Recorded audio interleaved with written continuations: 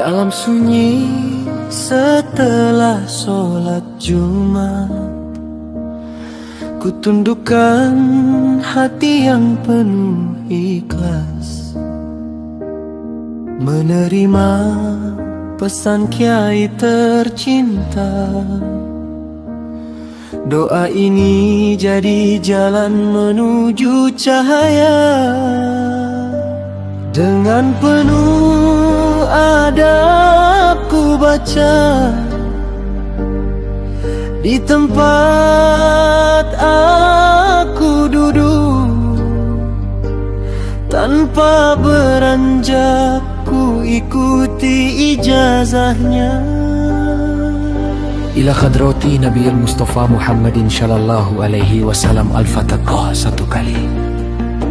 Ila jami'il anbiya wal mursalin, khususon ila Nabi Sulaiman bin Daud alaihi salam, Nabi Balian bin Malkan alaihi salam, al-Fataqah satu kali. Suma ila jami'il awliya illahi, khususon ila Syekh Abdul Qadir Al-Jalani radhiyallahu anhu, al-Fataqah satu kali.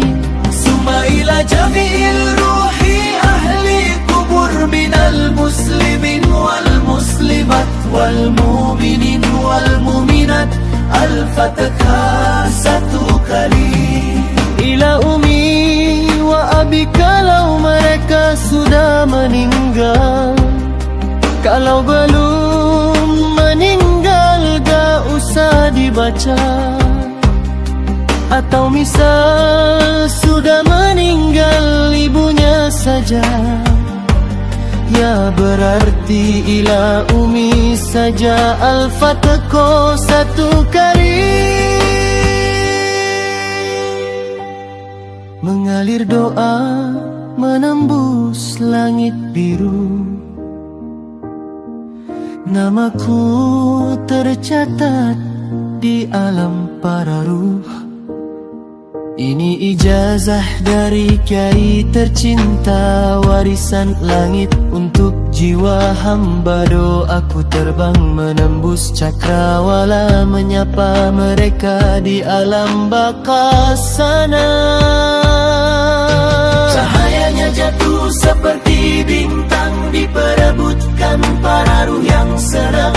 Ku panggil nama-nama yang ku damba, semoga Allah angkat derajat hamba.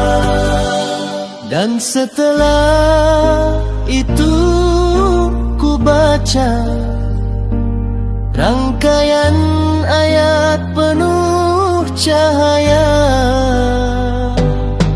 Asyhadu baca surat Fatihah 7 kali, 2 surat Ikhlas Qul Huwallahu Ahad sampai selesai 7 kali.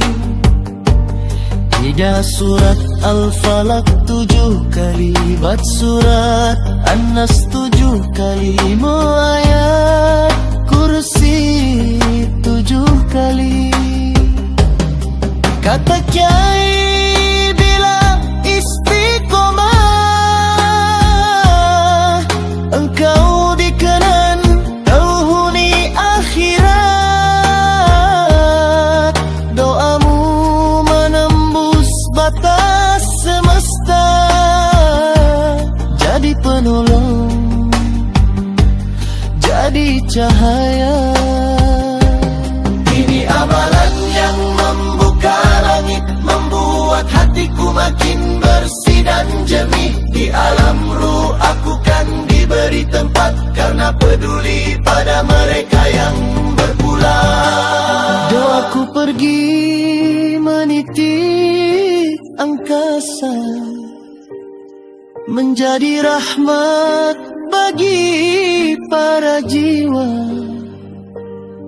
Ijazah ini pintu kehormatan, warisan kiai menuju keridhaan.